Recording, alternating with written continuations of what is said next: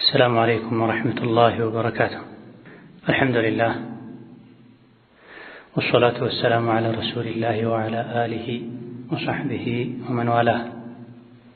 أما بعد، كفل أسرى سدست وصول الإيمان ويم يا أمنة مسرتوج يمي لو تمرتاتشن.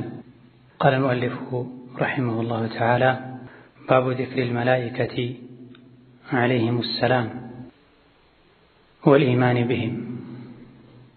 ذكر الملائكة ملائكوች የተወሱባቸው ስለ መላእክቶች የተነገረባቸው የቁርአን አንቀጾች የነብዩ አለይሂ ሰላቱ ወሰላም ንግግሮች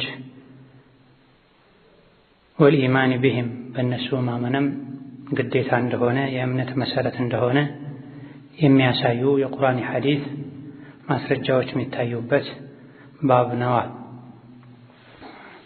وقول الله تعالى الله تبارك وتعالى سلامالتهم ميتايبت بابنو ليس البر መልካም ስራ ማለት አይደለም أن تولوا وجوهكم ፊታችሁን ማዞር قبل المشرق والمغرب ወደ ምዕራብና ወደ ምስራቅ አቅጣጫ ولكن البر ይልቅ መልካም ስራ ማለት من آمن بالله بالله ያመነ ሰው ስራና ተግባር ነው። واليوم الآخر በአኺራ በመጨረሻው ቀን ያመነ ሰው ስራና ተግባር ነው። ኢማን መልካም ስራ ጥሩ ስራ የሚባለው። والملائكة መልካም ስራ ማለት ደግነት ማለት በመላእክቶች ማመን ነው። والكتاب الله ባወረዳቸው መጽሐፍት ማመን ነው። والنبيين الله በላካቸው መልእክተኞችም ማመን ነው። ቢር ማለት መልካምነት ደግነት ወደ አላህ የሚያቃርብ ስራ ማለት ይህ ነው። በአላህ ማመን በመላእክት ማመን በመጽሐፍትና በነቢያት ማመን ነው። አልአያ አንቀጹ ረጅም ነው። እስከ መጨረሻው ይነበብና አልአያ ማለት ትርጉሙ ይሄ ነው። አንቀጹ ረጅም ነው። እስከ መጨረሻው ይነበብና وقوله تعالى እንደዚሁ በሌላኛው አንቀጽም አላህ ስለማለቱ إن الذين قالوا እነዚያ ያሉ ربنا الله ጌታችን አምላካችን አላህ ነው ያሉና ثم استقاموا ከዛም በዛ አቋም ላይ እምነት ላይ የጸኑ تتنزل عليهم الملائكة መላእክቶች እነሱ ላይ ይወርዳሉ ጣራሞት ላይ ሲሆኑ አላ ተኻፉ እንዳትፈሩ ትታችኋቸው በምትሄዱ ልጆቻችሁ የሰዎቻችሁ ጉዳይ ምን ይሆናሉ ማን ይጦራቸዋል ብላችሁ አትፍሩ። ወላ ተሕዘኑ እናንተንም አኺራ ላይ ስለሚገጥማችሁ ነገር እያሰባችሁ አትክዙ አትዘኑ። ወአብሽሩ ቢልጀነ ደስ ይበላችሁ በጀነት ጀነት አለላችሁ አለቲ ኩንቱም ትወዕዱና አላህ ተባረከ ወተዓላ ቃል ይገባላችሁ የነበረችው ጀነት አለችላችሁ ይባላል። በዚህ አንቀጽ ተተነዘሉ ዐለይሂሙል መላኢካ ጣረሞት ላይ የደረሱ አማኞች ላይ መላእክቶች ወርደው አብሽሩ አይዟችሁ አትፍሩ ይላሉ የሚለው ክፍል ነው የተፈለገው ከአንቀጹ። وقوله تعالى እንደዚሁ በሌላኛው አንቀጽም አላህ ስለማለቱ እናያለን لن يستنكف المسيح مسيح ኢየሱስ ራሱን ከፍ ከፍ አያረግም أن يكون عبدا لله ለአላህ ባሪያ ከመሆን ራሱን ከፍ አያደርግም አይጠየፍም። ولا الملائكة المقربون الله ዘንድ ቅርብ የሆኑ ከአላህ ቅርብ የሆኑ መላእክቶችም ለአላህ ባሪያ ከመሆን ኢስቲንካፍ አያደርጉም አይኩራሩም ባሪያነትን አይጠየፉም። መላእክቶች ባሪያ መሆናቸውን የሚያሳይ አንቀጽ። وقوله تعالى በሌላኛው አንቀጽም ተብሏል ወለሁ የአላህ ብቻ ነው من في السماوات والأرض ሰማያት ውስጥ ምድር ውስጥ የሚገኝ ነፍስ ያለው ነገር በሙሉ የተፈጠረ ነገር በሙሉ የአላህ ነው። ወመን ዒንደሁ አላህ ዘንድ ያሉ መላእክት ላ የስተክቢሩነ አይኮሩም ዐን ዒባደቲሂ አላህን ከመገዛት ለሱ ከመተናነስ እሱን ከማምለክ አይኮሩም። ወላ የስተሕሲሩን አይሰለቹም። ዩሰቢሑነ ለይላ ሌሊት በሙሉ አላህን ተባረከ ወተዓላ ያጠራሉ። ወነሃራ ቀኑንም ጭምር ላ የፍትሩን ፈጽሞ አያርፉም። ወቀውሊሂ ተዓላ በሌላኛው አንቀጽም ስለመባሉ እናያለን። ተብሏል ጃኢሊል መላኢከቲ መላእክትን ያደረገ ጌታ ነው አላህ ተባረከ ወተዓላ ሰማይ ምድርን የፈጠረው። ሩሱላ መልአኮችን ወደ ምድር መልእክተኞች ሩሱላ ተላላኪ ያደረገ ጌታ ነው አላህ። ኡሊ አጅኒሐቲን ባለ ክንፍ የሆኑ መላእክትን ወደ ሰው መልእክተኞች ወደ ምድር የሚልክ ጌታ ነው። መስና ባለ 2 ክንፍ፣ ወሱላሳ ባለ 3 ክንፍ፣ ወሩባዕ ባለ 4 ክንፍ የሆኑ መላእክቶችን የፈጠረ ባለ ክንፍ መላእክቶችን ወደ ምድር የሰው ልጆች መልእክተኛ ወደ ነቢዮች የላከ የሚልክ ጌታ ነው። ወቀውሊሂ ተዓላ በሌላኛው አንቀጽም ስለመባሉ እንደተባለ እናያለን። አለዚነ የሕሚሉነ አልዓርሸ እነዚያ ዓርሽን የሚሸከሙ መላእክት ወመን ሐውለሁ ከዓርሽ ዙሪያም የሚገኙ መላእክት ጌታቸውን ከማመስገን ጋር ያጠሩታል። ይሰቢሑነ አላህን ያጠራሉ። ረበሁም ቢሐምዲ ረቢሂም ከምስጋናና ከውዳሴ ጋር ወይም የተመሰገነ የተወደሰ በመሆኑ ያጠሩታል። ወዩእሚኑነ ቢሂ በአላህ ተባረከ ወተዓላ ጌትነት አምላክነትም ያምናሉ። ወየስተግፊሩነ ምህረትም ይጠይቃሉ። ሊለዚነ አመኑ ለእነዚያ ላመኑ የሰው ልጆች ሰማይ ላይ የሚኖሩ መላእክት በአላህ ያምናሉ። አላህን ከውዳሴ ጋር ያጠሩታል። ወይም የጠራ በመሆኑ የተወደሰ በመሆኑ ያጠሩታል፣ በሱ ያምናሉ። ምድር ላይ ለሚገኙ የሰው ልጆችም አላህን ተባረከ ወተዓላ ምህረት ይጠይቁታል። አማኞችን ማራቸው፣ እዘንላቸው፣ ጀነት አስገባቸው፣ ከጀሃነም እሳት ጠብቃቸው፣ ለጀሃነም እሳት ከሚዳርግ ወንጀልም አርቃቸው ይላሉ።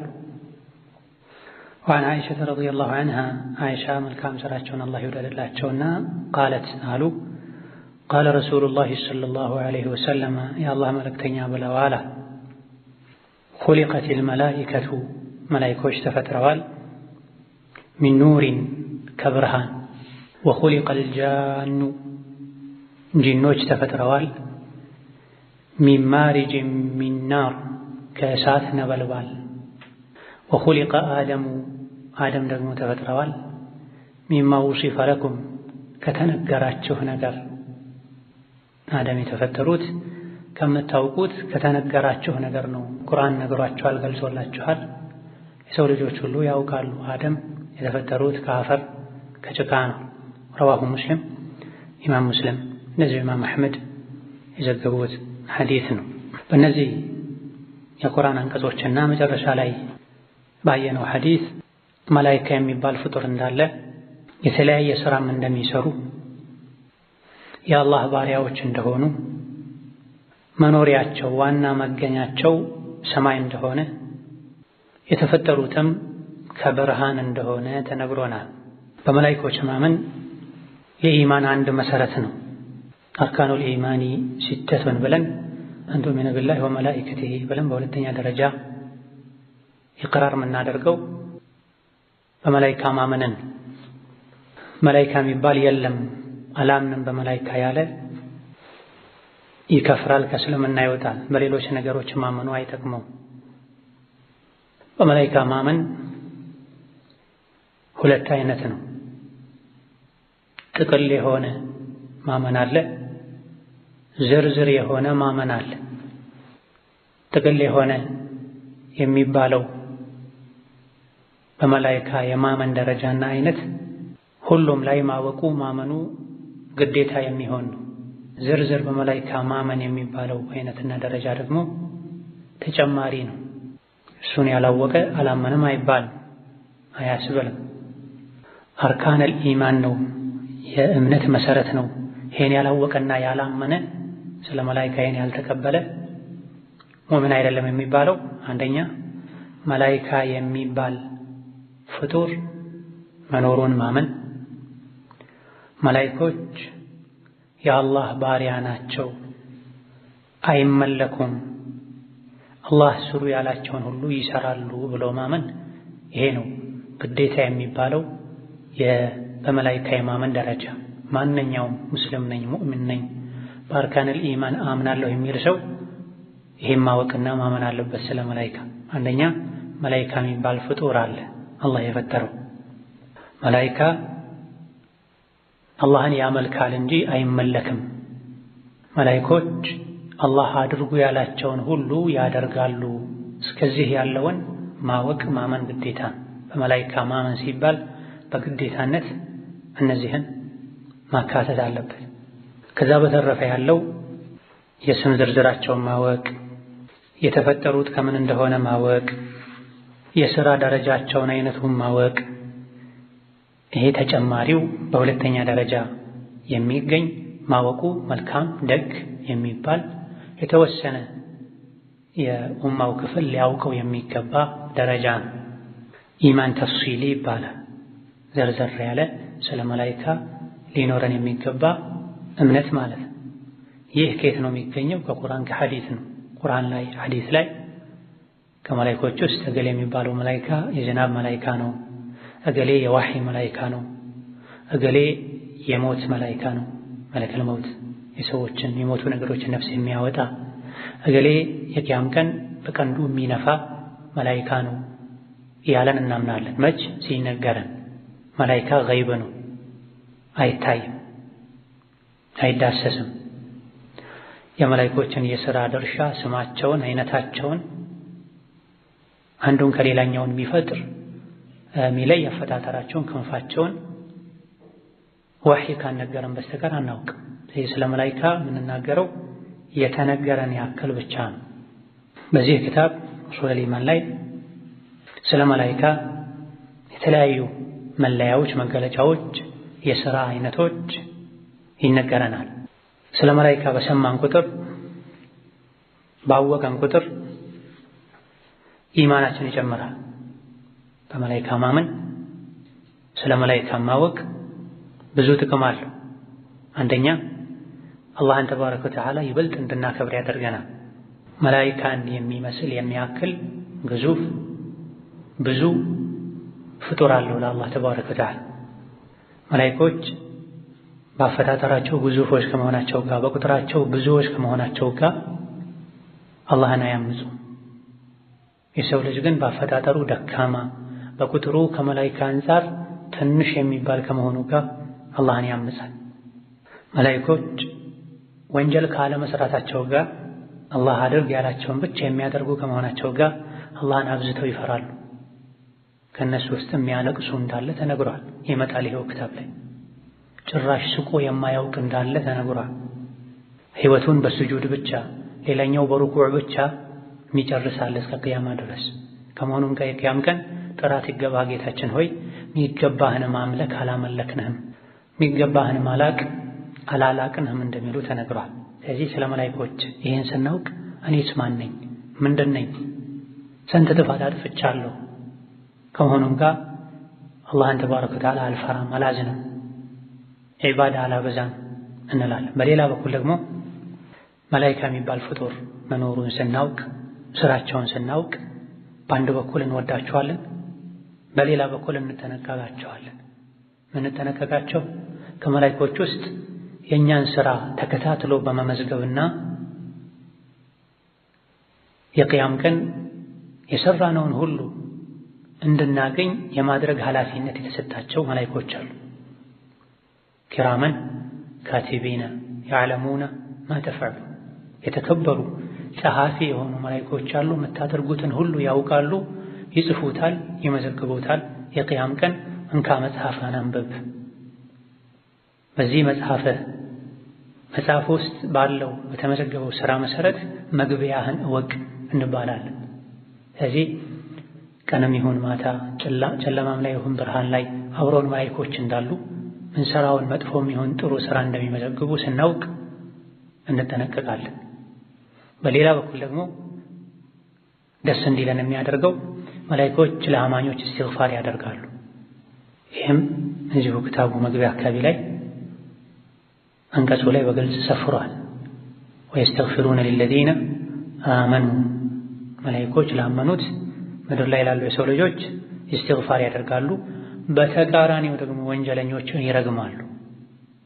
የተለያየ የጥፋት ተግባር የሚፈጽሙ ሰዎችን መላኢካ እንደሚረግማቸው አላህ ቁርአን ላይ ነግሮናል። ይሄና መሰል የሆኑ ጥቅሞች አሉት በመላኢካ ማመን።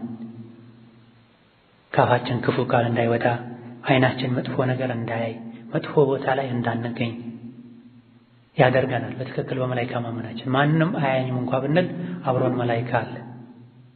ረቂቡን አቲድ የሚባሉ ተቆጣጣሪ ካጠገባችን ማይጠፉ፣ ጉድጓድ ውስጥ ብንገባ፣ ጫካ ውስጥ ብንሆን፣ ክፍል ብንዘጋ የምናደርገውን ነገር ሁሉ የሚያዩ የሚያውቁ መላኢኮች አሉ።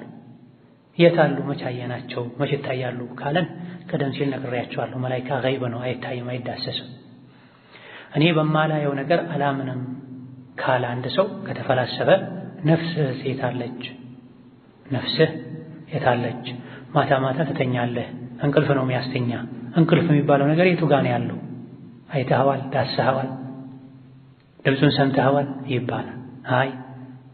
አይ ካልክ መላኢካም አለ፣ አይታይም፣ አይዳሰስም ይባላል። ወቀውሊላሂ ተዓላ ለይሰ ልቢረ አን ትወሉ ውጁሀኩም ቂበለ ልመሽሪቅ ወልመግሪብ ወላኪነ ልቢረ መን አመነ ቢላሂ ወልየውሚል አኺር ወልመላኢካ። ይሄን የተፈለገው አህለል ኪታብ የሚባሉ ሰዎች ፊታቸውን ወደ ምስራቅ ወደ ምዕራብ ያዞሩ ፀሐዩ ሲወጣና ሲጠልቅ ያጎነብሳሉ። ብር መልካም ሥራ ማለት ይሄ አይደለም አለ አላህ። ብር ማለት አላህ የሚወደው አላህ የሚቀበለው ንግግርም ይሁን ተግባር ድርጊት በሙሉ ብር ይባላል። ተቅዋ እንደማለት ነው። ወተዓወኑ ዐለል ቢሪ ወተቅዋ። ተቅዋና ብር አብረው ከመጡ ተቅዋ ማለት መጥፎ ነገር መተው ማለት ነው። ብር ማለት ደግሞ መልካም ነገር ጥሩ ነገር መስራት ማለት ነው። ተቅዋ ለብቻው ብር ለብቻው ከመጣ ሁለቱንም ይይዛል። ለይሰል ቢረ መልካም ድርጊት መልካም ተግባር ማለት አይደለም። አንተ ወሉ ውጁሀኩም ፊትን ማዞር ቂበላ ወደ አቅጣጫ አልመሽሪቅ ወደ ምስራቅ ወልመግሪብ ወደ ምዕራብ ማዞር አይደለም። ወላኪን አልቢራ ነገር ግን መልካም ሥራ ማለት በጎ ሥራ ማለት መን አመነ ቢላህ በአላህ ያመነ ሰው በጎ ሥራ ነው። ቀድማችሁ በአላህ እመኑ ለማለት ነው።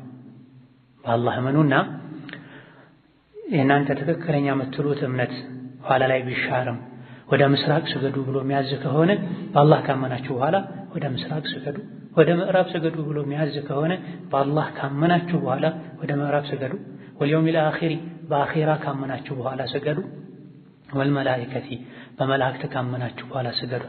በአላህ በአኺራ በመላኢኮች አላህ ባወረዳቸው መጽሐፍት በቁርአንና በሌሎችም ወነቢይን አላህ ባላካቸው ነቢያት ሙሉ በሙሉ ሳያምን አንድ ሰው ጎንበስ ቀና ቢል ወደ ምስራቅ ወደ ምዕራብ ወደ ካዕባ እንኳ ቢዞር ዋጋ የለው።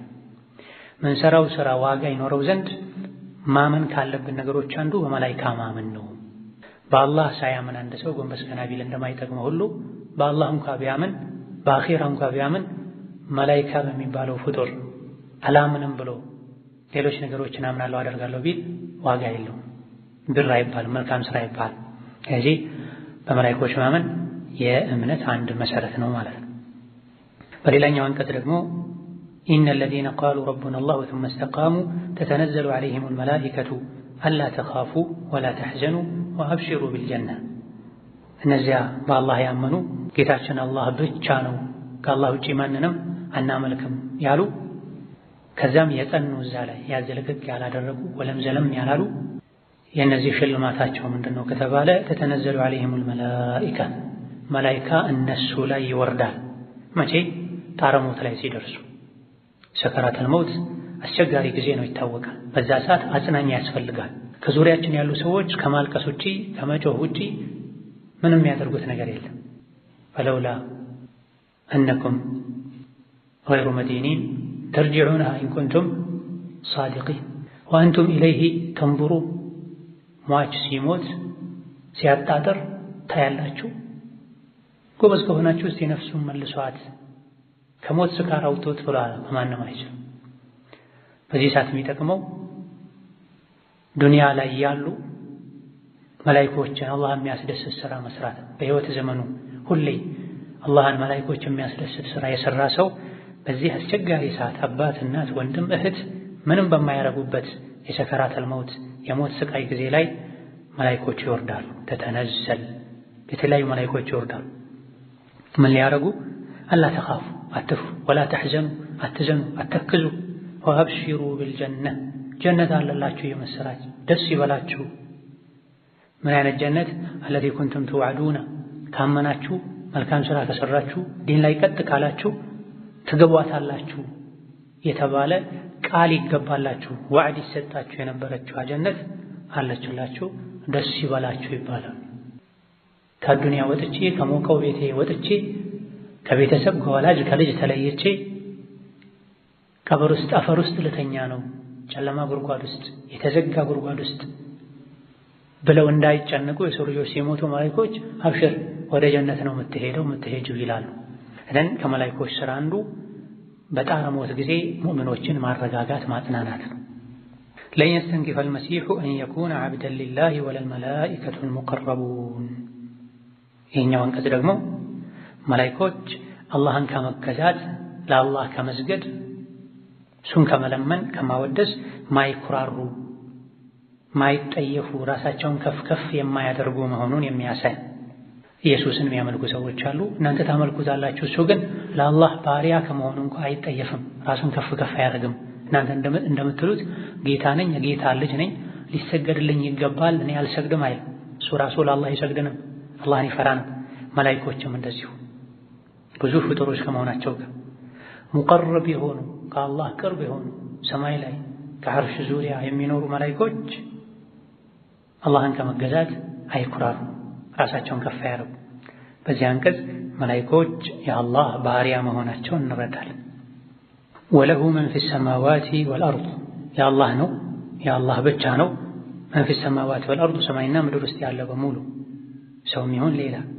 ወመን ዒንደሁ አላህ ዘንድ ያሉ መላእክት ላ የስተክቢሩነ አን ዒባደቲሂ አላህን ተባረከ ወተዓላ ከማምለክና ከመገዛት አይኩራሩም።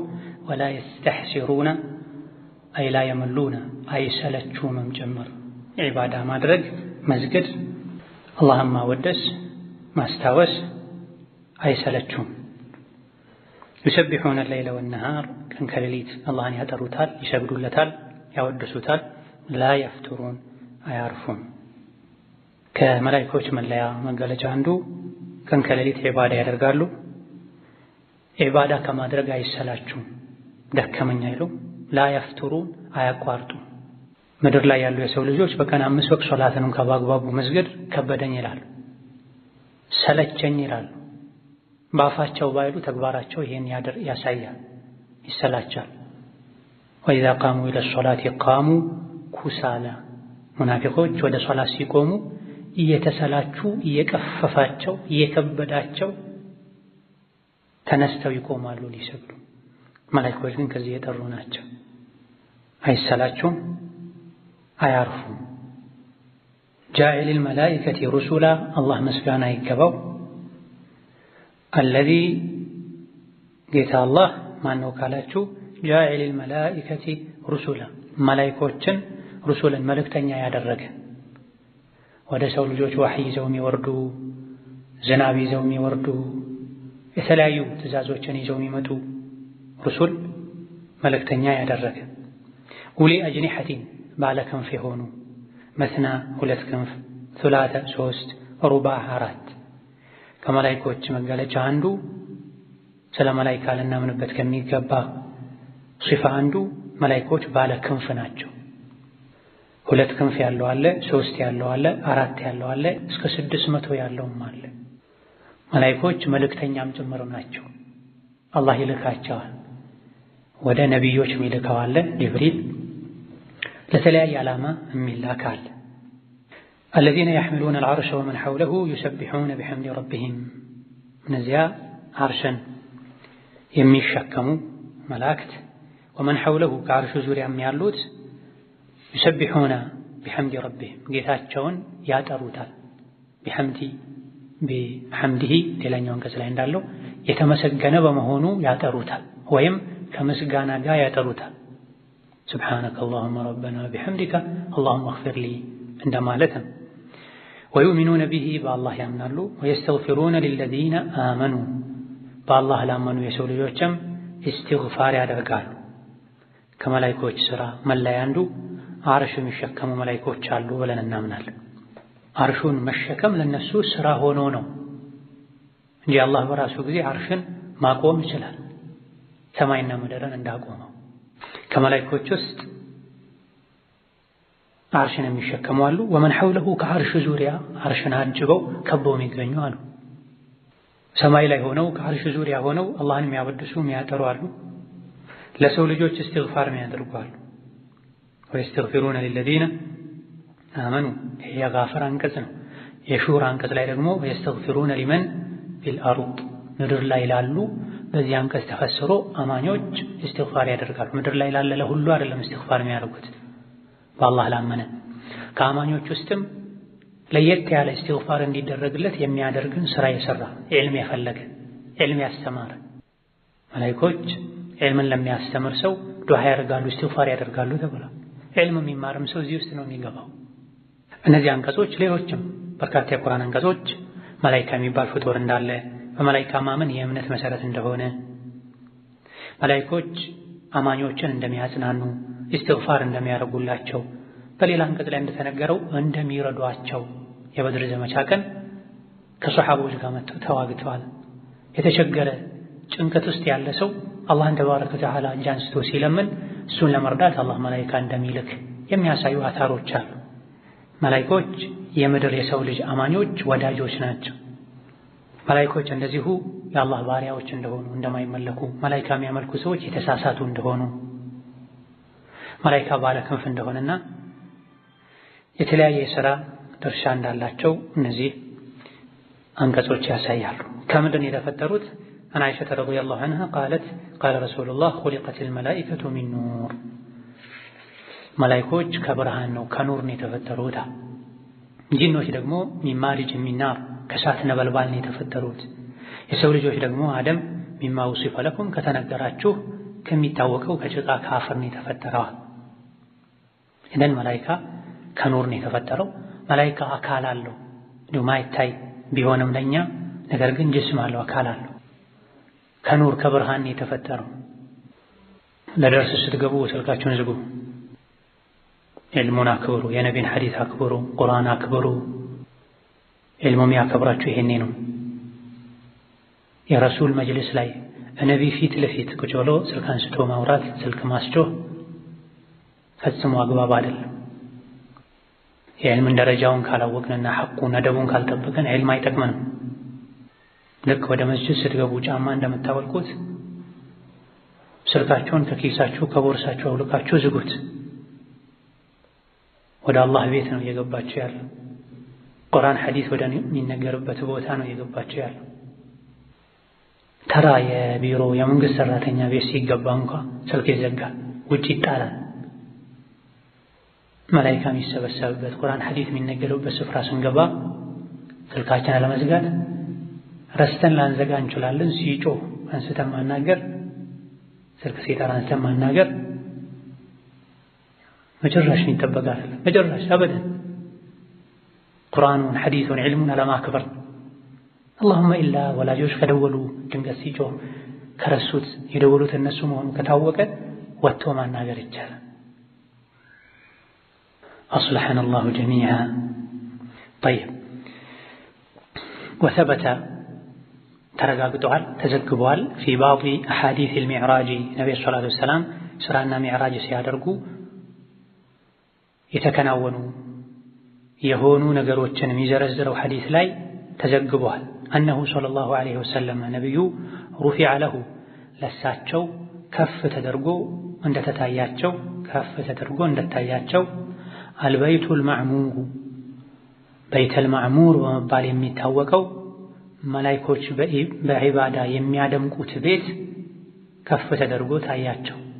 አለዚ ሁወ በይተል ማዕሙር ማለትም እሱ ነው ፊ ሰማይ ሳቢዓ ሰባተኛዋ ሰማይ ላይ የሚገኘው አለዚ ሁወ ፊ ሰማይ ሳቢዓ ሰባተኛዋ ሰማይ ላይ የሚገኝ የሆነ የዒባዳ ቤት ነው። ወቂለ ፊ ሳዲሳ ስድስተኛው ላይ ነው የሚገኘውም ተብሏል። ቢመንዚለቲል ከዕበቲ ልክ በካዕባ ደረጃ ነው የሚታየው። ፊል አርዲ ምድር ላይ ካዕባ በምትታይበት ደረጃ ነው ሰማይ ላይ የሚታየው።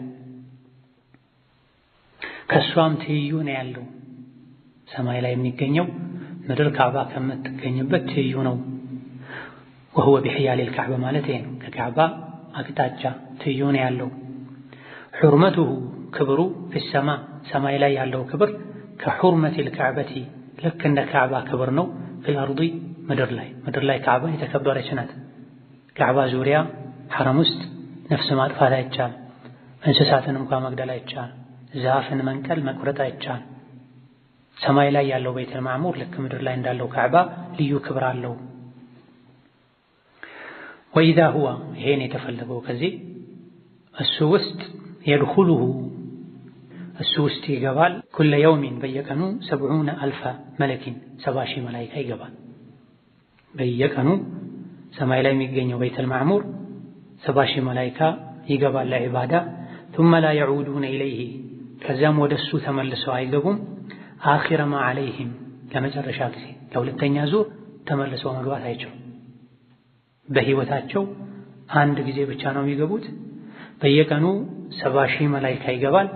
ዳግም ልግባ ቢል አያገኝም እድል። የምን ያሳያል? የመላኢኮችን ብዛት ያሳያል። ሱብሓነላህ ያስብላል። በየቀኑ 70,000 መላኢካ ይገባል። ይሄ ከጥንት አላህ ከሚያውቀው ጊዜ ጀምሮ ነው እስከ ቅያማ ድረስም ይቀጥላል። በየቀኑ 70,000 መላኢካ እየገባ ለመጀመሪያ ጊዜ ነው ከተፈጠረ ጀምሮ ገባ የተባለው 70,000 መላኢካ ሁለተኛ ዙር ለማግባት ሁለተኛ ዙር በይተል ማዕሙር ውስጥ ገብቶ ዒባዳ ለማድረግ እድሉን ያገኙ። በምን ምክንያት?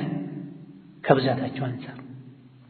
ተነዘሉል መላኢከቱ ወሩሑ ፊሃ የሚል የቁርአን አንቀጽ አለ ሱረቱ አልቀድር ላይ። በዚያ ቀን መላኢኮች ይወርዳሉ ወደ ምድር ተብሏል። በዚያ ሌሊት ወደ ምድር የሚወርዱ መላኢኮች ብዛት ምድር ላይ በሚገኙ ጠጠርና አሸዋዎች ልክ ነው ተብሏል። ለይለቱል ቀድር ላይ ወደ ምድራችን የሚወርዱ መላኢኮች ብዛታቸው ምድር ላይ በሚገኙ አፈር፣ ጠጠር፣ አሸዋዎች ልክ ነው ተብሏል። ያኒ ምድር በመላኢካ ትሞላለች ማለት ነው። ከሷሐቦች መሃል አንዱ የሆኑት ሰዓድ በሞቱ ጊዜ የአላህ አርሽ ተንቀጥቅጧል። ብዙ መላኢኮች የሰዓድን ጀናዛ ሊሸኙ ወደ መሬት ወርደዋል። ነብዩ ሰለላሁ ዐለይሂ ወሰለም ጀናዛውን ሲሸኙ መሬትን በሙሉ እግራቸው በመዳፋቸው እየረገጡ አልነበረም የሚራመዱት።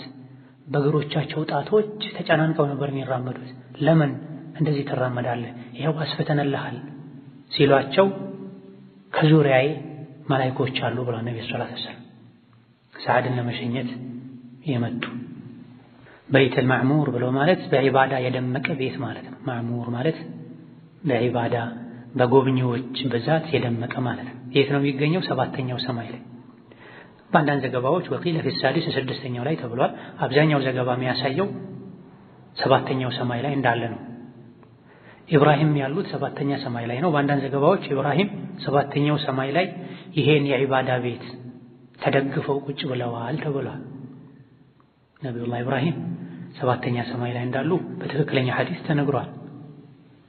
ሰባተኛው ሰማይ ላይ ኢብራሂም በይተል ማዕሙርን ተደግፎ ተቀምጧል የሚል ዘገባም አለ። ስለዚህ በይተል ማዕሙር ያለው ሰባተኛው ሰማይ ነው የሚለውን ያጠናክራል።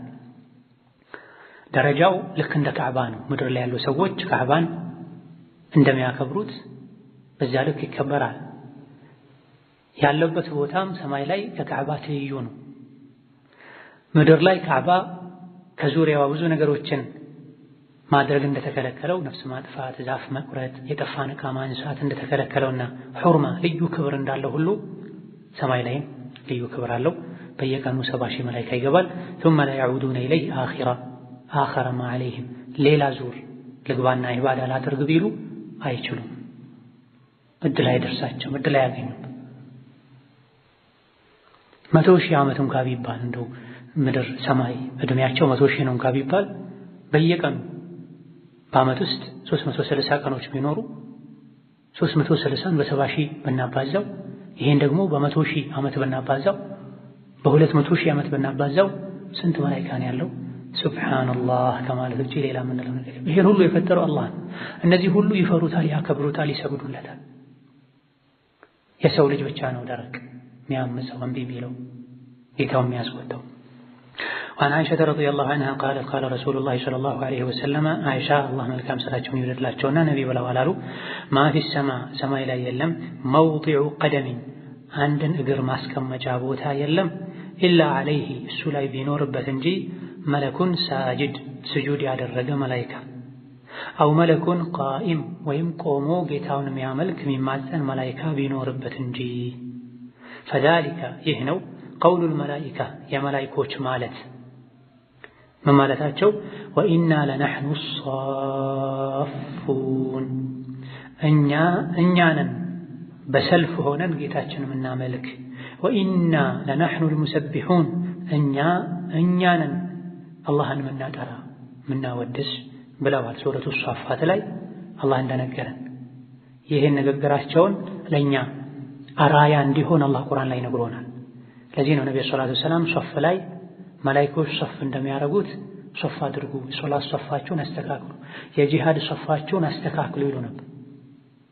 አንድ ወደ ኋላ አንድ ወደፊት ሊራራቅ አይገባም። ወኢና ለነሕኑ አሷፉን በሰልፍ በመደዳ ተጠጋግተው ተስተካክለው ቆመው ነው ኢባዳ የሚያደርጉት።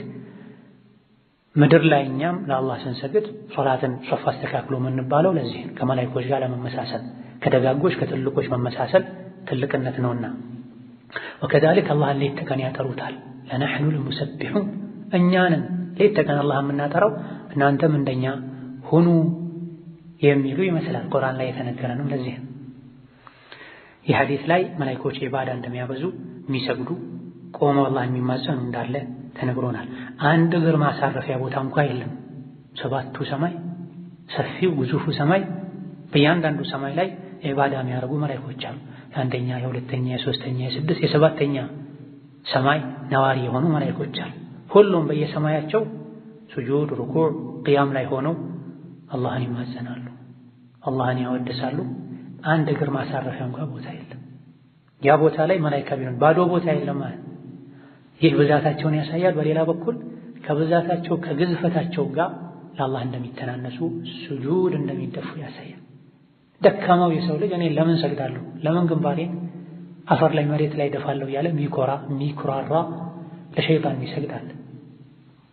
የመጨረሻ ደካማ ከመሆኑ ጋር ከመላኢኮች አንፃር አላህን አለማወቁን የሚያሳይ رواه محمد بن نصر وابن أبي حاتم وابن جرير وأبو الشيخ እነዚህ ሁሉ የዘገቡት ትክክለኛ አተር። وروى الطبراني عن جابر بن عبد الله طبراني كجابر بن عبد الله زكبوال قال قال رسول الله صلى الله عليه وسلم جابر بن عبد الله قال رسول الله صلى الله عليه وسلم يا الله ملكتني يا بلوالا ما في السماوات السبع بسبات سمايات وست يلم موضع قدم عند كرما صرفيا بوتا ولا شبر عند سنزر بوتام يلم ولا كف عند مداف زرقتو ماسكمجا بوتام يلم إلا وفيه بذا بوتا لا بينور بتنجي ملك ملائكة قائم يقوم أو ملك ساجد ويم سجود يارك أو ملك راكع ويم ركوع يادرك ملائكة بينور እንጂ ክፍት የሆነ ቦታ የለም።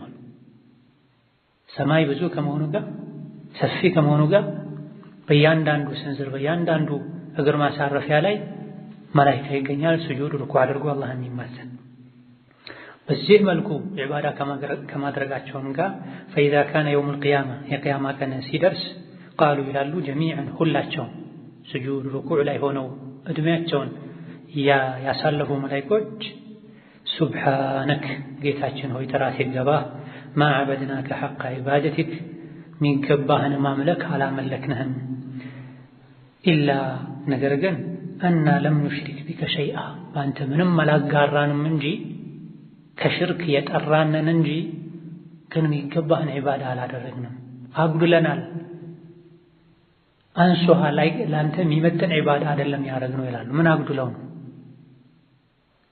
በስጁድ በሩኩዕ በተስቢሕ ሌት ተቀን አላህን በማወደስ በማመስገን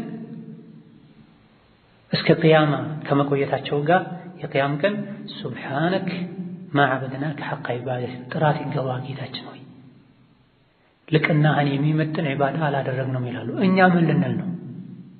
ተኝተን ምናድር እያወራን አላህ የሚጠላውን ነገር እያደረገን የምንውል ሰዎች 30፣ 40፣ 50፣ 60 ዓመታችንን በእንቅልፍና በምግብ በወሬ ምናሳልፍ ሰዎች የቅያም ቀን አላህን ስናገኘው ምን ልንለው ነው?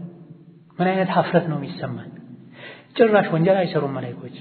ቀደም ሲል በመላኢካ ማመን ውስጥ ከሚካተቱ ነገሮች አንዱ አላህ አድርጉ ያላቸውን የሚያደርጉ ፍጡሮች ናቸው ብለን ማመን አለብን ብለናል። ቁርአን ላይ ላ ያዕሱነ አላህ ማ አመረሁም ወየፍዐሉነ ማ ዩእመሩን ተብሏል። አድርጉ የተባሉትን ብቻ ያደርጋሉ። አድርጉ የተባሉትን ባለማድረግ ያልተፈቀደላቸውን በማድረግ አላህን የሚያምፁም አይደሉም። ከመሆኑም ጋር ግን የቅያም ቀን ጥራት ይገባህ ሚገባህን ማምለክ አላመለክንህም፣ ለአንተ የሚገባውን መተናነስ አልተናነስንም ይላሉ። እድሜያቸውን በስጁድ በሩኩዕ ከማሳለፋቸው ጋር ነገር ግን አሉ ከሰው ልጆች የሚለየን አንድ ነገር አለን።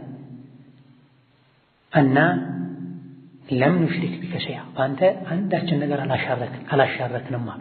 ይሄ ነው ዋናው ትልቁ ቁም ነገር። በአላህ ያላሻረከን አላህ ይመራዋል። ምድር ላይ እንኳ የቆየ የሰው ልጅ ቢሆን በአላህ ያሻረከ አኼራው ጠፍቷል፣ ተበላሽቷል፣ ዋጋ የለው። መላኢኮች እንኳ ሽርክን ይፈራሉ ማለት ነው። መላኢኮች እንኳ ትልቅ የሚኮሩበት ዒባዳቸው ተውሂድ ነው ማለት ነው።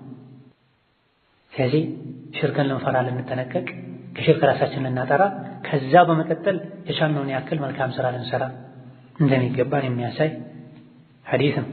وعن جابر رضي الله عنه قال قال رسول الله صلى الله عليه وسلم جابر يا الله ملكتني بلوال أذن لي لني تفقدوا لي أن أحدث عند الناكر عن ملك سلا عند ملائكة من ملائكة الله كالله ملائكة جست سلا عند ملائكة عند الناكر تفقدوا لي من حملة العرش كعرش تشكامي وجمكاكل عنده سلهون ملائكة እንድናገር አላህ ፈቅዶልኛል።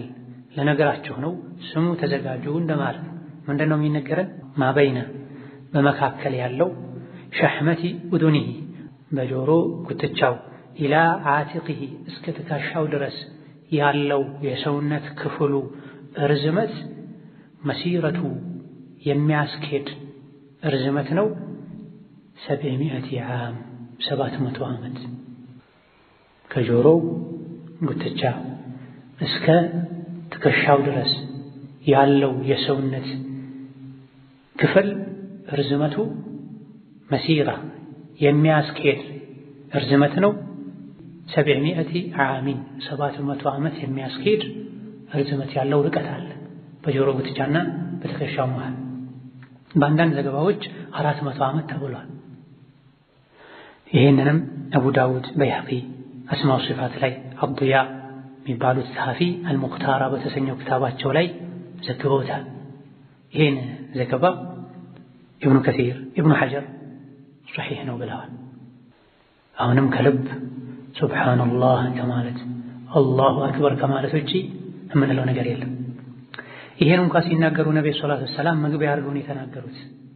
ኡዲነ ሊ ተፈቀደልኝ አን ኡሐዲሰ ዐን መለክ ከዓርሽ ተሸካሚ መላኢኮች ውስጥ ስለ አንዱ መላኢካ አፈጣጠር የሰውነት ሁኔታ እንድናገር ተፈቀደልኝ አሉ። አንድ ነቢይ ተፈቅዶላቸው እንጂ ስለ ጋይብ አያወሩም የሚል ያስይዛል። በሌላ በኩል ይሄን እንኳን ነቢይ በራሳቸው ጊዜ አይደለም የተናገሩት፣ ተናገር ተብሎ ተነግሯቸው ተፈቅዶላቸው ታዘው። እንዴት ነው የአንድ ፍጡር ከጆሮ ጫፉ ሻሕማ ማለት የጆሮ ጉትቻ ማለት ነው። ሴቶች ጆሮአቸውን ተበስተው ጌጥ የሚያደርጉበት ወደ ጫፍ ዝቅ ብሎ ያለ ለስላሳው የጆሮ ክፍል ማለት ነው። ከዛ አንስቶ እስከ አቲቁ ድረስ፣ አቲቁ ማለት ትከሻ ማለት ነው። ከጆሮ ጫፍ ከጆሮ ሸሕማ ጉትቻ ወይም ጌጥ ማንጠልጠያ እስከ ትከሻው ብቻ ያለው 700 ዓመት ወይም 400 ዓመት የሚያስኬድ ርቀት ያክላል ርዝመቱ። ወገቡስ፣ እግሩስ፣ ሌላ የሰውነት አካሉስ፣ አንገቱ ብቻ ይንካከል። አንገቱ ብቻ በፈረሰኛም ይሁን በእግረኛ 700 ዓመት 400 ዓመት የሚያስኬድ ርቀት ካለው በዚህ ልክ አንገቱ ብቻ ረጅም ከሆነ ሌላ የሰውነት አካሉስ? እሱ ያለው አርሽ ላይ ነው። እግሩ ከሰባተኛው ምድር በታች ወርዶ ነው ያለው የተባለለትም የተባለበትም ሁኔታ ሌላ ዘገባ አለ። ሱብሓነላሂል ዐዚም የሚባለው ለዚህ ነው። አላህ ዐዚም ነው። እንደዚህ ዐዚም የሆኑ ፍጡሮችንም ፈጥሯል። የመላእክቶች በዚህ መልኩ ትልቅ መሆን ግዙፍ መሆን የአላህን ኃያልነት ነው የሚያሳየው። በዚህ ልክ ግዙፍ የሆነው መላኢካ የአላህ አርሽ ተሸካሚ ነው። ለአላህ ታዛዥ ነው። ለአላህ የሚሰግድ ነው። አላህን የሚፈራ ነው። በዚህ ልክ አላህን ፈርቶ ኖሮም የቂያም ቀን ጌታዬ ሆይ ጥራት ይገባህ፣ የሚገባውን ማምለክ አላመለክኩም ይላል። ከዚህ የመላኢካ ግዝፈትና ትልቀት አንፃር እኛ የት ነን? የሰውነቱ አንድ ጫፍ ላይ የተንጠለጠለ ትንሽ የተለጠፈ ነገር እንኳን አንሆንም። ከመሆኑም ጋር ቀን ከሌሊት አላህን እናስቆጣለን። በብልጠት በዘዴ ከአላህ ቅጣት የምናመልጥ ይመስለናል። እነሱ ምንም ካለማድረጋቸው ጋር ይፈራሉ፣ ያለቅሳሉ። አላህን ስላወቁ ከአላህ ቅርብ ስለሆኑ ቁርአን እኛን በዚህ ልክ ወደ አላህ ቅርብ እንድንሆን ነቢይ በዚህ ልክ በኢማን እንኳን ቅርብ እንድንሆን አላህን እንድንፈራ ነው የሚፈልገው። ስለ መላኢካ ስንማርም ይሄን እንድንማር ተፈልጎ ነው የሚነገረን። በጉልበታቸው አይተማመኑ፣ በብዛታቸው አይተማመኑ። ሰባቱም ሰማይ ላይ አንድ እጅ ማሳረፊያ ከፍ፣ አንድ ስንዝር ማሳረፊያ፣ አንድ ቀደም እግር ማሳረፊያ ቦታ የለም። ስጁድ ሩኩዕ ያረገ መላኢካ የያዘው የሸፈነው ቢሆን እንጂ ተብሏል። ብዙዎች ናቸው፣ ግዙፎች ናቸው፣ ለሰማይ ቅርብ ናቸው፣ ግን አላህን አያምፁ። አድማ ለማድረግ እንኳን አያስቡም። እስከ መቼ ነው አርሽ የምንሸከመው? እስከ መቼ ነው ስጁድ ሩኩዕ የምናደርገው አይሉም። ለምን? አላህን ይፈራሉ። የኻፉነ ረበሁም ሚን ፈውቂሂም፣ ከበስተላያቸው ያለውን ጌታቸውን አላህን ይፈራሉ። አድርጉ የተባሉትን ያደርጋሉ ብሏል። ነስአሉላህ የርዙቀና ኸሽየተሁ ፊል ገይቢ ወሸሃዳ። መላኢኮች አላህ የፈጠራቸው ፍጡሮች ናቸው። መላኢካ የሚለው ቃል መልእክተኛ የሚል ትርጉምም አለው። ለተለያየ ዓላማ አላህ የሚልካቸው ናቸው። የሚረዱ ናቸው። አቅል ያላቸው ናቸው። መልካም ስራ የሚሰሩ ናቸው። ከአቅላቸው ብስለት የመጣም አብዝተው አላህን የሚፈሩ የሚታዘዙ ናቸው። የሰው ልጅ ከአቅሉ ጉድለት የመጣ አላህን ያምጻል፣ ይቀላቅላል። እንስሳ ደግሞ ጭራሽ አቅል ስለሌለው በሄደበት ሁሉ ይሸናል፣ የፈለገውን ያደርጋል። የሰው ልጅ መሃል ላይ ያለ ፍጡር ነው። ቁርአንን ሐዲስን አብዝቶ አጥንቶ አብዝቶ በተገበረ ቁጥር ወደ መላኢካ ከፍ ይላል። ቁርአንና ሐዲስን ዲንን ትቶ ዝቅ ባለ ቁጥር ወደ እንስሳነት ይወርዳል። ኢማኑ ሲሞላ አላህ ሲመርጠው የሰው ልጅ ከመላኢካ ሊበልጥ ይችላል። ትክክለኛው አቋም በነብይነት የተከበሩ የሰው ልጆች ከመላእክት አለቃ ከሆኑት ከነ ጅብሪል ከነ እስራፊል ይበልጣሉ። የነብይነት የረሱልነት ደረጃ ያልደረሱ የሰው ልጆች ግን ሷሊሖች ወልዮች ከነ ጅብሪልና እስራፊል በታች ካሉ መላእክቶች ይበልጣሉ። የሰው ልጅ ኢማኑ ሲጠነክር ጌታውን በትክክል ሲያውቅ ሲፈራ ሲያከብር ከመላእክት ይበልጣል፣ ከተራ መላእክቶች። በምን? ስሜቱን በማሸነፉ። መላእክት መጥፎ ስሜት የለበትም። የሰው ልጅ መጥፎ ስሜት ውስጡ ላይ ከመኖሩ ጋር እንዲሰርቅ፣ እንዲዋሽ፣ ዝሙት እንዲሰራ፣ የተለያዩ አላህ የሚጠላቸው ነገሮችን እንዲያደርግ የሚያነሳሳ ፍላጎት ውስጡ ላይ ከመኖሩ ጋር ያን አሸንፎ ፍጹም ለአላህ ታዛዥ ከሆነ አላህን ከፈራ አርግ የተባለውን ካደረገ ተው የተባለውን ከተወ ከመላእክቶች ይበልጣል። በዚህ ኢማኑ ላይ አላህ ረሱልነትን ነብይነትን ከሰጠው ከመላእክት አለቆች ከጅብሪል ከሌሎችም ይበልጣል። እዚህ ደረጃ ደርሶ ግን ነብይነትን ረሱልነትን ካልታደለ ከጅብሪል ከእስራፊል በታች ካሉ መላእክቶች ይበልጣል። ነገር ግን አላህ አቅል ሰጥቶት ሳለ ቁርአን አውርዶለት ነቢ ልኮለት ሳለ አይ ብሎ ስሜቱን ተከትሎ እንደሻው የሆነ ወርዶ ከእንስሳ እኩል ይሆናል፣ ከእንስሳም ይበሳል። መላኢኮች አይነታቸው ደረጃቸው ብዙ ነው። ፈሚን ሳዳቲሂም ከመላኢኮች አለቃ አንዱ ጅብሪል ነው። ጅብሪልም ይባላል፣ ጅብራኢልም ይባላል። እስካሁን ያለው በተቀሉ ስለ መላኢካ ማንነት፣ ምንነት፣ የሥራቸው ሁኔታ፣ መፈጠሪያቸው ምን እንደሆነ ተነግሮናል። ስለ ሁሉም መላኢካ ጠቅለል ያለ ግንዛቤ ጨብጠናል። በመቀጠል ስለ አንዳንድ መላኢኮች መለያቸው፣ የሥራ አይነታቸው፣ ሁኔታቸው ማብራራት ይዘዋል። ፈሚን ሳዳቲሂም ከመላኢኮች አለቃ አንዱ ጅብሪል ነው ወይም ጅብራኢል ነው አሉ። ሁለቱም ይቻላል። አለይሂ ሰላም የአላህ ሰላም እሱ ላይ ይሁንና የመላኢካ ስም ሲነሳ አለይሂ ሰላም ማለት ሱና ነው፣ ተወዳጅ ነው። ወቀድ ወሰፈሁ ላህ ጅብሪልን አላህ ገልጾታል ቢልአማነቲ አደራን በመጠበቅ በታማኝነት ወሑስኒል ኹሉቂ በስነ ምግባር ማማር ወልቁወቲ የጥንካሬ የጉልበት ባለቤት በመሆን አላህ ጅብሪልን ገልጾታል። ፈቃለ ጌታ አላህ ብሏል አለመሁ ነቢ ሙሐመድን አስተምሮታል ሸዲዱል ቁዋ ጠንካራ ጉልበት ያለው የሆነው መላኢካ ዙ ሚረቲን የጥሩ ስነ ምግባር ባለቤት የሆነው መላኢካ አስተምሮታል። ፈስተዋ ወደ ሰማይም ከፍ አለ። ወሚን ሽደቲ ቁወቲሂ አቅሙ ጉልበቱ ብርቱ መሆኑን ከሚያሳዩ ነገሮች አንዱ የጅብሪል አነሁ ጅብሪል ረፈዐ አነሳ ወደ ላይ መዳኢነ ቀውሚ ሉጢን የሉጥ ህዝቦችን ከተማዎች ወኩነ ሰብዐን ቀውሚ ሉጢን ዓለይሂ ሰላም ወኩነ ሰብዐን ሰባት ትልልቅ ከተማዎች ነበሩ። ቢመን ፊሂነ ሚነል ኡመም እዛ ውስጥ ካሉ ህዝቦች ጋር ከተማ ውስጥ ካሉ ሰባት ትልልቅ ከተማ ውስጥ ካሉ ህዝቦች ጋር ጅብሪል ወደ ላይ ያነሳቸው ሀገሩን፣ መሬቱን፣ ምድሩን በሙሉ ወካኑ ብዛታቸው ነበረ ቀሪበን ሚን 400,000 ከ400,000 አካባቢ ይጠጉ ነበረ። 400,000 አካባቢ የሚጠጋ ቁጥር ነበራቸው ሰዎች ነዋሪዎች በሰባት ትልልቅ ከተማዎች የሚኖሩ።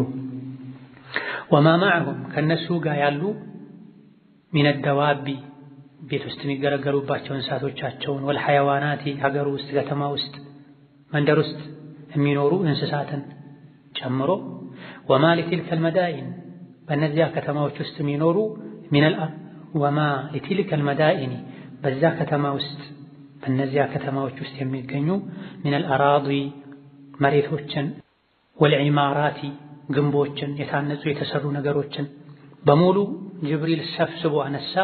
በምኑ ዓላ ጠረፊ ጀናሒሂ በክንፉ ጫፍ ሙሉ ወይም ግማሽ ክንፉንም ተጠቅሞ አይደለም፣ በክንፉ ጫፍ አነሳቸው። ሐታ በለገ ቢሂና ሰባቱን ከተማዎችና በዛ ውስጥ የሚኖሩ የሰው ልጆችን እንስሳቶችን ምድራቸውን በሙሉ ይዞ እስኪደርስ ድረስ አናነ ሰማ እስከ ሰማይ ጫፍ እስከ ሰማይ ደመና እስኪደርስ ድረስ ወደ ላይ ከፍ አደረጋቸው። ሐታ ሰሚዐቲል መላኢከቱ መላኢኮች እስኪሰሙ ድረስ ኑባሐ ኪላቢሂም የውሻዎቻቸውን ጩኸት። እዛ ሀገር ላይ ይኖር የነበረ ውሻ ጅብሪል ሀገሩን በሙሉ ከስር ነቅሎ ወደ ሰማይ ይዞ ሲወጣ ውሻ ተደናግጦ እስኪጮህ ድረስ ውሻቸው ተደናግጦ መጮህ ጀመረ። ሰማይ ላይ ያሉ መላኢኮች የቀረበውን ጩኸት እስኪሰሙ ድረስ ወሲያሐ ዲያከቲሂም የዶሮቻቸውን ጩኸትም ድምፅም እስኪሰሙ ድረስ ወደ ሰማይ ከፍ አደረገ። መላኢኮች እስኪሰሙ ድረስ በጣም ከፍ ማድረጉን ለመግለጽ ነው ይሄ የተባለው። ثم በዚህ ልክ እነዚህ ክፉ ሰዎችን ወደ ሰማይ ከፍ ካደረገ በኋላ ቀለበሃ ሰባቱንም ትልልቅ ከተማ ውስጡ ላይ ያለውን ህዝብ ገለበጠው፣ ወደ መሬት ጣለው። ፈጀዐለ ዓሊየሃ ሳፊለሃ ምድር ላይ ሲኖሩ የሀገሩ የላይኛ ክፍል የነበረውን ሳፊለሃ እታች አደረገው፣ ገልብጦ ደፋ ማለት ነው። ፈሃዳ ሁዋ ይህ ነው እሱ ሸዲዱል ቁዋ አቅሙ ብርቱ የተባለው ይሄ ነው። በዚህ መቅጣዕ የመላእክቶች አለቃ ጅብሪል እንደሆነ ተነግሮናል። ሰይድ ማለት አዛዥ ማለት ነው፣ መሪ ማለት ነው፣ ሚያዝ የሚከለክል ማለት ነው።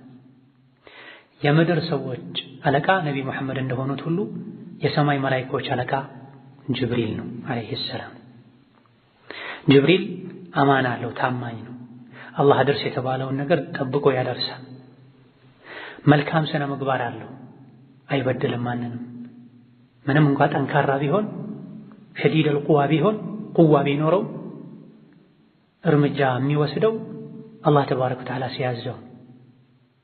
አማኞችን ይወዳል ጅብሪል፣ አማኞችን ይወዳል፣ አማኞችም ይወዱታል።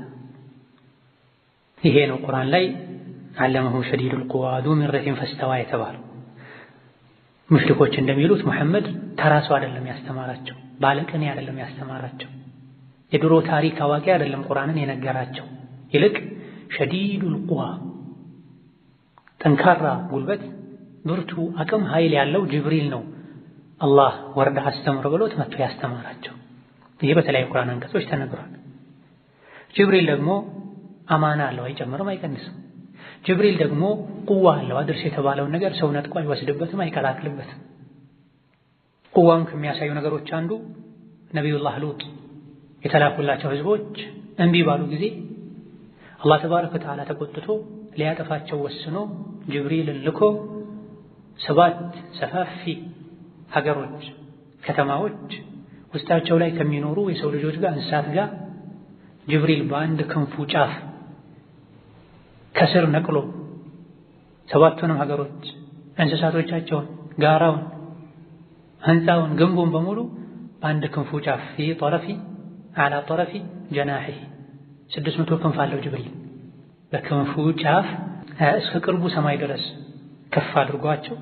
ከፍ ማለት የሚገባቸው ፍጡሮች ስለሆኑ ሳይሆን የዋጋቸውን ሊሰጣቸው እስከ ላይ ከፍ አድርጎ በጣም ወደ ሰማይ ከመጠጋታቸው የመጣም ሰሚዐቲል መላኢከቱ ኑባሐ ኪላቢሂም። በየሀገሩ ውሻ ይኖራል። ውሻ ብዙ ጊዜ ምድር ላይ የሆነ ለውጥ ሲከሰት ይጮሃል። ውሻዎች ተደናግጠው ሲጮሁ መላኢካዎች ድምፃቸውን እስኪሰሙ ድረስ ከመቅረባቸው የመጣ ሰማይ ላይ ሆነው አይሰሙም ወይ? መላኢካዎች አላህ ያሰማቸውን ብቻ ነው የሚሰሙት። የዶሮአቸውን ጩኸት እስኪሰሙ ድረስ ከፍ አድርጎ ከዛም ቀለበሃ ገለበጠው የሀገራቸውን የምድራቸውን የላይኛውን ክፍል ታች የታችሁን ላይ አደረገው። ይሄ ነው ሸዲዱል ቁዋ የተባለው። ዙ ሚረቲን ወቀውሉሁ ዙ ሚረቲን ማለት ደግሞ አይ ዙ ኹሉቂን ሐሰን የመልካም ስነ ምግባር ባለቤት ማለት ነው። አላህን የሚፈራ ሁሉ ስነ ምግባሩ ያምራል። አላህን የማይፈራ ሰው ነው ስነ ምግባሩ የሚበላሸው። ወበሃኢን የድምቀት ባለቤት፣ ወሰናኢን ያንጸባራቂ ብርሃን ባለቤት የሆነ ጅብሪል ውብ ነው፣ መልከ መልካም ነው፣ አንጸባራቂ ብርሃንን ነጸብራቅን አላህ የሰጠው ሰው ነው። ወቁወትን ሸዲደ ጠንካራ አቅምን የሰጠው ነው። ቃለ ማዕናሁ ኢብኑ ዐባስ ረዲየላሁ ዐንሁ እንዲህ አይነትን ሐሳብ እንዲህ አይነት ትርጉም መልእክት ያለውን ንግግር አብዱላህ ኢብኑ ዐባስ ተናግረዋል። ቁርአኑን በዚህ መልኩ ነው የፈሰሩት ለማለት ነው። ቁርአን ማንኛውም ሰው በመሰለው መልኩ ዝም ብሎ መፈሰር አይችልም። ወይም ከቋንቋ ወይም ከሱሐቦች ንግግር ወይም ከጥንት አረቦች ከ200 ዓመት በፊት ከነበሩ አረቦች ግጥም በመነሳት ብቻ ነው ሊተረጎም የሚገባው። ወቃለ ገይሩሁ ከአብዱላህ ብን ዐባስ ውጭ ያሉት ደግሞ ዙ ሚረቲን የሚለውን ሲፈስሩ አይ ዙ ቁወቲን የጉልበት ባለቤት ብለው ፈስረዋል። ሚራ የሚለው ጉልበት አቅም ተብሎም ተፈስሯል። መልካም ስነ ምግባር ተብሎም ተፈስሯል። ሁለቱም ያስኬዳል። ሁለቱም የጅብሪል ባህሪዎች መለያዎች ናቸው።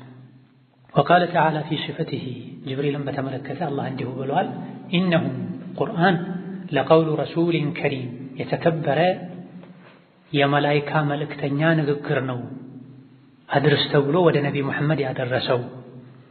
ዚ ቁወቴን የአቅም ባለቤት የሆነ አቅም ያለው ጉልበት ያለው ዒንደ ዚል ዐርሺ የዐርሹ ባለቤት ዘንድ አላህ ዘንድ መኪኒን ቦታ ያለው ክብር ያለው ሙጣዒን ተሰሚነት ያለው ሰመ ላይ አላህ ዘንድ መላኢኮች ዘንድ አሚኒን ታማኝም የሆነ ይሄ የጅብሪል ወስፍ ነው ቁርአን የሰጠው። አይ ከዚህ የተፈለገው ለሁ ቁወቱን አቅም አለው፣ ወባእሱን እርምጃ መውሰድ የሚችልበት ጠንካራ አቅም አለው። ወባእሱን ሸዲዱን ጠንካራ አቅም ጉልበት አለው። ቁዋና ባእስ ተቀራራቢ ናቸው። ባእስ የቁዋ ውጤት ነው። ተራ ቁዋ አይደለም፣ ተራ አቅም አይደለም። ሸዲድ ብርቱ የሆነ ወለሁ እንደዚሁ ለጅብሪል አለው መካነቱን ቦታ፣ ወመንዚለቱን ደረጃ፣ ዓሊየቱን ረፊዓ ከፍ ያለ የላቀ ቦታ ድርሻ አለው፣ ስፍራ አለው አላህ ዘንድ። እንደዚህ የዓርሹ ባለቤት ዘንድ ማለት አላህ ዘንድ ማለት ነው። ሙጣዕን ሰማ ማለት ደግሞ አይ ሙጣዕን ጅብሪል ተሰሚነት አለው፣ ይታዘዙታል። ፊል መለኢል አዕላ የተከበሩ የሰማይ ነዋሪዎች ዘንድ መላኢኮች ዘንድ ማለት ነው። አሚን ማለት ደግሞ ዚ አማነቲን ባለ አማና ነው። ዐዚመቲን የትልቅ አማና ባለቤት ነው። አማናውን ይጠብቃል። አላህ ሂድ ወዳለው ይሄዳል፣ አድርስ ያለውን ያደርሳል። ወሊሃዛ ለዚህም ነው ካነ ሁወ ሰፊራ እሱ ተላላኪ አምባሳደር የሆነው በይነላሂ በአላህና ወበይነ ረሱሊሂ በረሱሎች መካከል። አላህ ምድር ላይ የሰው ልጅን መላክ ሲፈልግ ረሱል ማድረግ ሲፈልግ ጅብሪልን ነበር የሚልከው። እዘን በእነዚህ አንቀጾች የጅብሪል ታማኝነት፣ የጅብሪል ብርቱነት፣ የጅብሪል መልከ መልካምነት፣ የጅብሪል ጸባይ ማማር፣ የትልቅ ስነ ምግባር ባለቤት መሆን ተነግሮናል። ለነቢዩ ቁርአን ያስተማራቸው እሱ እንደሆነ ተነግሮናል። ኢነሁ ለቀውሉ ረሱሊን ከሪም የሚለው ቁርአን የተከበረው የመላኢካ መላእክተኛ ንግግር ነው ሲባል እሱ ፈጥሮ የተናገረው ለማለት አይደለም። ከአላህ ተቀብሎ ወደ ነቢይ ያደረሰው ለማለት ነው። ልባቸው ላይ ሹብሃ ችግር ያለባቸው ቁርአን ኢነሁ ለቀውሉ ረሱሊን ከሪም ተብሏል። ሱረቱል ሐቃ ላይ ለቀውሉ ረሱሊን ከሪም ተብሎ የመሐመድ ቃል ተብሏል። ሱረቱ ተክዊር ላይ ለቀውሉ ረሱሊን ከሪም ተብሎ የጅብሪል ቃል ተብሏልና ቁርአን የአላህ ቃል አይደለም ለማለት ይሄን ሹብሃ ብዥታ ማደናበሪያ ያቀርባሉ። ቁርአን አንዱ በሌላኛው ነው የሚፈሰረው። ወኢነሁ ለተንዚሉ ረቢል ዓለሚን ነዘለ ቢሂ ሩሑል አሚን አለ አላህ ሱረቱ አሹዓራ ላይ። ይሄ ግልጽ አንቀጽ ነው የሱረቱ አሹዓራ። እዚህ ያለው አንቀጽ እነሁ ለቀውሉ ረሱሊን ከሪም የተከበረ ረሱል ቃል ነው ቁርአን የሚለው ካሻማን ወደ ግልጹ ነው የምንመልሰው። ግልጹ ምን ይላል? ወኢነሁ ለተንዚሉ ረቢል ዓለሚን ቁርአን የዓለማቱ ጌታ ያወረደው ቃል ነው። ማን አወረደው ካላችሁ ነዘለ ቢሂ ሩሑል አሚን ከአላህ ዘንድ ታማኙ መንፈስ ጅብሪል ነው ይዞት ያወረደው። ማን ላይ ያወረደው ካላችሁ ዓላ ቀልቢካ ሙሐመድ ሆይ ልብህ ላይ አወረደው።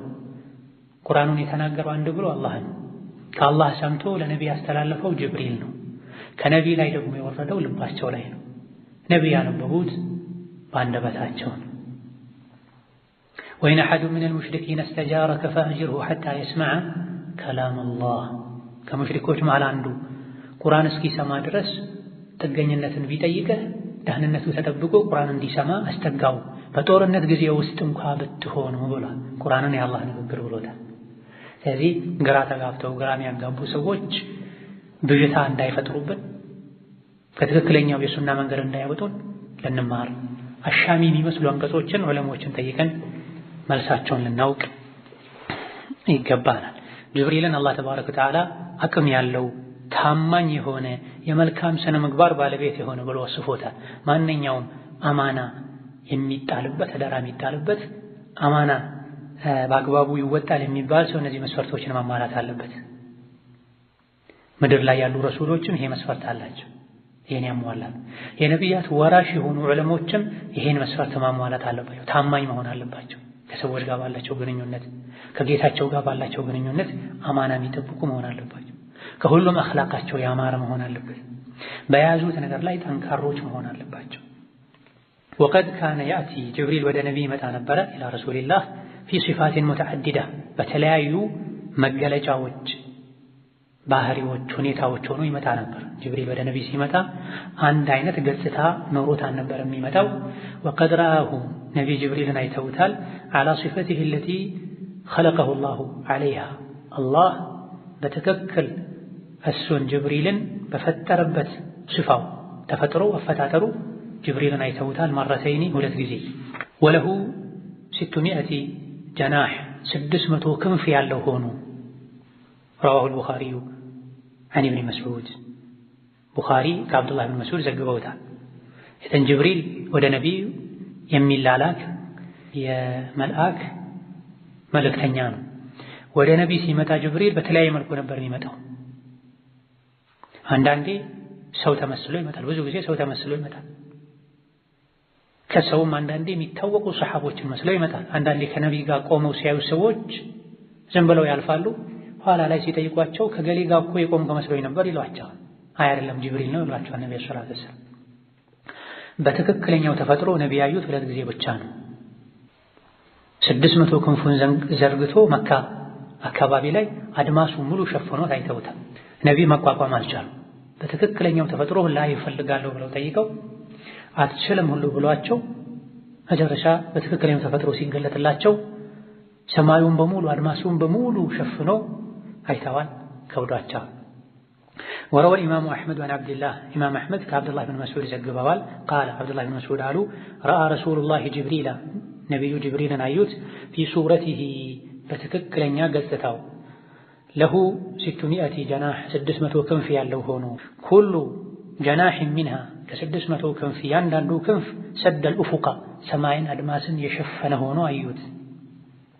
يسقط ይራገፋል ይንጠባጠባል ሚን ጀናሂሂ ከጅብሪል ክንፍ ላይ ሚን ተሃዊሊ ጌጣጌጦች የተለያየ መልክ ያላቸው ነገሮች ወዱሪ እንቁዎች ወልያቁቲ ያቁት በመባል የሚታወቀው የከበረ ድንጋይ ወላሁ ቢሂ ዓሊም ቁጥሩን ብዛቱን አላህ ተባረከ ወተዓላ እንጂ ማንም የማያውቀው ብዛት ያለው ተሃዊል ዱር ያቁት ክንፉ ላይ ይገኛል።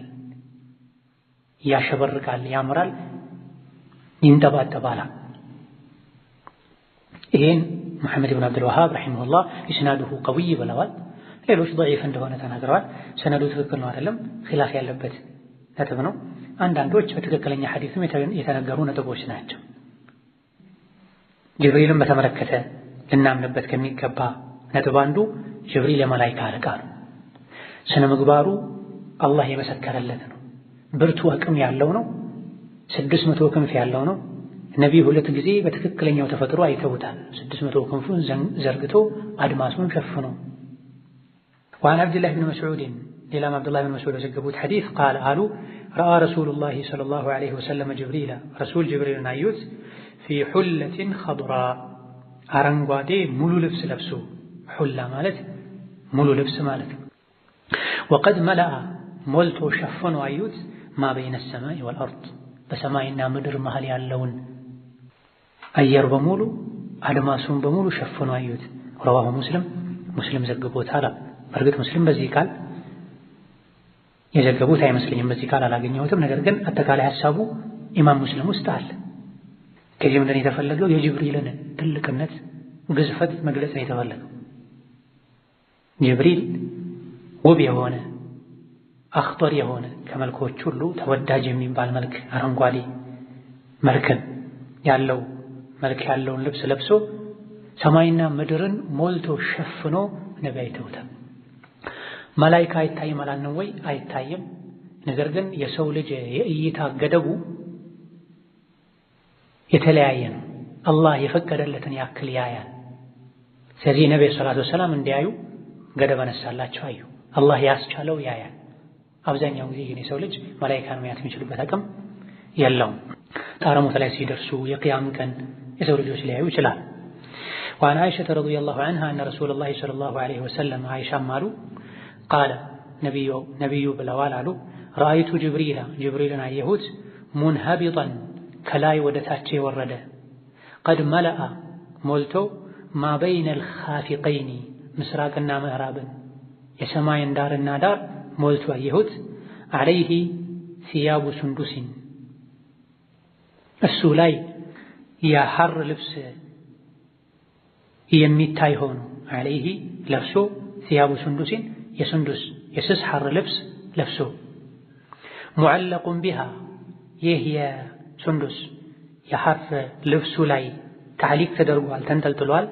አልሉእሉኡ ሉል ወልያቁቱ ያቁት የሚባለው የተከበረ ድንጋይ ጌጣጌጥ እሱ ላይ ተደርጎ ልብሱ ላይ ተደርጎ አየዋል። መላኢኮች ውቦች ናቸው። ውብ የሆኑ ልብሶችንም የሚለብሱ ናቸው። ሸሪዓን በማይጻረር መልኩ ውድ ልብስ ውብ ልብስ መልበስ ችግር የለው ለኩራት እስካልሆነ ድረስ የሌለንን ተውሰን ተበደረን ተሸጋግረን ገዝተን እስካልሆነ ድረስ ንጹህ ልብስ መልበስ፣ አዲስ ልብስ መልበስ፣ ውብ ልብስ መልበስ፣ ንጽህናን መጠበቅ ሱና ነው፣ ተወዳጅ። እነ ኢማሙ ሻፊዒ እነ ኢማም አቡ ሐኒፋ ኢማም ማሊክ አዳዲስና ንጹህ የሆኑ ውብ ልብሶችን ይለብሱ፣ ጥሩ ጥሩ ሽቶዎችን ይቀቡ እንደነበረ ተነግሯል። ይሄን አድርገው ወደ ዒልም ሄዱ ነበር። ዛሬ ወዴት ልኬድ ነው ሲባሉ ወደ ረሱል ይለው ነበር አለይሂ ሰላቱ ወሰላም። ለዕልም ሲሄዱ የቆሸሸ ልብስ ለብሰው የሚሄዱ ሰዎች አሉ። ለሰርግ ሲሆን ለድግስ ሲሆን ግን ያለ የሌለ ተውበው አምረው ይሄዳል። አላህ ውብ ነው፣ ውብ መሆንን ይወዳል ተብሏል። ወሊብኒ ጀሪር አን ኢብኒ አባስ ረዲየላሁ ዐንሁማ ኢብኑ ጀሪር ከአብዱላህ ብን አባስ ዘግበዋል። ቃለ ጅብራኢሉ ጅብራኢል ማለት አብዱላህ ትርጉሙ የአላህ ባሪያ ማለት ነው። ወሚካኢሉ ሚካኢል ማለት ደግሞ ዑበይዱላህ የአላህ ባሪያ ማለት ነው። አብዱላህም ዑበይዱላህም ተመሳሳይ ነው። ዑበይድ የሚለው አጣፍቶ ወይም ተስኺር አድርጎ ሲጠራ ነው። ወኩሉ ኢስሚን ሁሉም ስም ፊህ ያለበት ስም ኢሉን ኢል የሚል ቃል ያለበት ስም ፈሁወ አብዱላህ ማለት ነው። ኢስራፊል፣ ኢዝራኢል፣ ሚካኢል ኢል ከገባበት የአላህ ባሪያ ለማለት ነው። አብዱራህማንም አብዱራሂምም ሊሆን ይችላል። ዞሮ ዞሮ ኢል የሚለው የአላህ ባሪያነትን የሚገልጽ ነው። ወለሁ ኢብኑ ጀሪር ዘግበዋል አን ዓሊ ብን አልሑሰይን ከዓሊ ብን አልሑሰይን ሚስሉሁ ከላይ ከአብዱላህ ብን አባስ የተላለፈውን አይነት ዘገባ አስተላልፏል። ወዛደ እሱ ግን ተጨማሪ ያደረገው ምንድነው?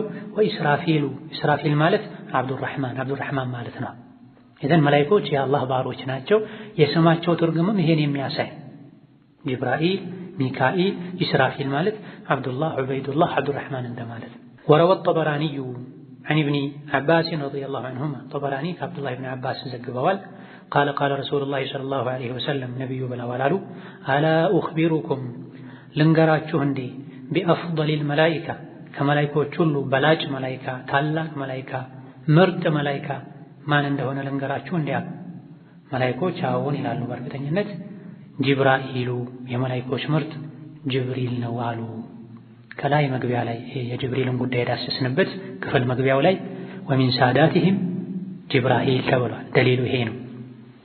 وعن أبي عمران الجوني أنه بلغه أن جبرائيل كأبو عمران الجوني نتنقره أنه بلغه أبو عمران الجوني عند درساتشو تناقر وكث درساتشو من يميل أن جبرائيل جبريل أتى النبي والنبي صلى الله عليه وسلم متى وهو يبكي يالكس فقال له رسول الله يا الله منك تنيالوت ما يبكيك من دنوم ياسلك سهلوت قال جبريل على وما لي من عللين من أغنشينو لا أبكي يما لا لكسو انديت على لكسم لا لكس يكبانيال فوالله بالله من الله ما جفت لي عيني درقو هياوكم كمبا منذ خلق الله النار الله ساتن كفت ربت في زي جمرو لمن مخافة بمفرات بمسكات أن أعصيه اندالامسو الله اندالامس التسرى يالنين اندال سرى سرى يالنين كمسرات ودوهالا اندالل فرجي ይሄን ያረኩ እንደሆነ فيقذفني فيها እሳት ውስጥ ይጥለኛል ብዬ በመፍራት እሳት ላይ ይወረውረኛል ብዬ በመፍራት እስካሁን እንዳለቀስኩ ነው። ከማልቀስ ታቅቤ አላውቅም ብሎ መለሰላቸው። رواه الإمام أحمد في الزهد ኢማም አሕመድ الزهد በተሰኘው ክታባቸው ዘግበውታል። ጅብሪል የመላእክቶች ምርጥ ጅብሪል ذو مرة የተባለው የመልካም ስነ ምግባር ባለቤት የነቢ አስተማሪ የነቢ አሰጋጅ የሁሉ መላእክቶች አለቃነትን አላህ ዘንድ ባለው አማና ታማኝነት የታደለው ጅብሪል እንዴት አላለቅስም? ምን አግኝቼ ከማልቀስ የሚከለክለኝ ነገር ምን አለ? እሳት እያለ ጀሃነም እያለ እንዴት አላለቅስም እያለ ነው። ለጀሃነም የሚዳርገውን ስራ አልሰራም ጅብሪል፣ አይሰራምም ጭምር ቁርአን መስክሮላቸዋል። ላ ያዕሱነ አላህ ማ አመረሁም። ከመሆኑም ጋር አላህን ይፈራሉ። እኛ ግን ስንት ጥፋት እያጠፋን አላህን አንፈራም። ከእሳት ነፃ ናቸው፣ የጀነት ካርድ መግቢያ ተሰጥቷቸዋል የተባለን እንመስላለን። ኢላ መን ረሒመላህ። ወሊልቡኻሪ ዐን ኢብኒ ዐባስ ረዲየላሁ ዐንሁማ ቡኻሪ ከአብዱላህ ብን ዐባስ ያስተላልፈዋል። ቃለ ቃለ ረሱሉላሂ ሰለላሁ ዐለይሂ ወሰለም ለጅብራኢል፣ ነቢዩ ለጅብሪል አሉት፣ አላ ተዙሩና አዘይረንም እንዴ አትመጣም እንዴ ወደኛ? አክሰረ ሚማ ተዙሩና አሁን ከምዘይረን የበለጠ አልፎ አልፎ ነው መተህ ምዘይረን የምትጎበኘን፣ ለምን ቶሎ ቶሎ በብዛት መተህ አትጎበኘንም ብለው ነቢዩ ጅብሪልን ጠየቁ። ፈነዘለት ለዚህ መልስ ለመስጠትም ወረደ። ቀጥሎ ያለው አንቀጽ ወማ ነተነዘሉ እኛ አንወርድም፣ መላኢኮች እኔ ጅብሪል አንወርድም ወደ ምድር ኢላ ቢአምሪ ረቢካ ሙሐመድ ሆይ በጌታ ትእዛዝ እንጂ አንወርድም። ለሁ ማ በይነ አይዲና ወማ ኸልፈና ከፊታችንም ከኋላችንም ያለው በሙሉ የአላህ ነው። የምናደርገውም ከአሁን ቀደም ያደረግነውም አላህ ፈቅዶ ነው። ከዚህ በፊት የሰራነውንም ወደፊት የምንሰራውንም ያውቃል።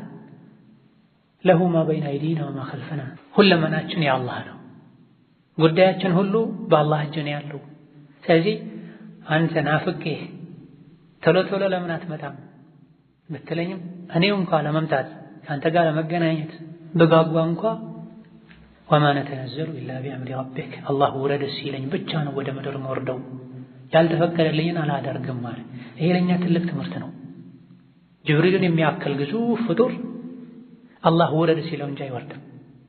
እኛም አላህ ሂድ ወደ ዓለም ቦታ ብቻ ልንሄድ፣ አላህ ተናገር ያለን የፈቀደልንን ብቻ ልንናገር፣ አላህ ተው ያለንን ልንተው፣ ከመላኢካ ጋር ልንመሳሰል ይገባናል። ከመላኢካ ለመመሳሰል ካልጣረን የማይቀር ነው ከእንስሳ ጋር ነው የምንመሳሰለው። እንስሳ ይሻለናል።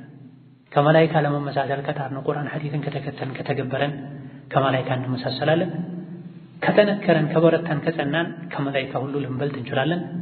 መጨረሻ ላይ ጀነት ስንገባ መላኢኮች የገቡ ሰላም አለይኩም ያሉ እንኳን ደስ አላችሁ ይላሉ፣ እንኳን በሰላም መጣችሁ ይላሉ። እኛን የሚጎበኙ ይሆናሉ። የክብር እንግዳ ጀነት ላይ አላህ ተባረከ ወተዓላ ያሰፈራቸው የተከበሩ የአላህ ባሮች እንደሆኑ መላኢኮች የገቡ ያረጋግጡላቸዋል። ሰላሙን አለይኩም ቢማ ሰበርቱም ይላሉ። ይህ ካልሆነ ግን ከሰባት ምድር በታች ከሸይጣን ጋር ጀሀነም ውስጥ መታሰር ይመጣል። هذا والله تعالى أعلم። የዛሬ ደርሳችን እዚህ ያበቃል። والسلام عليكم ورحمة الله وبركاته.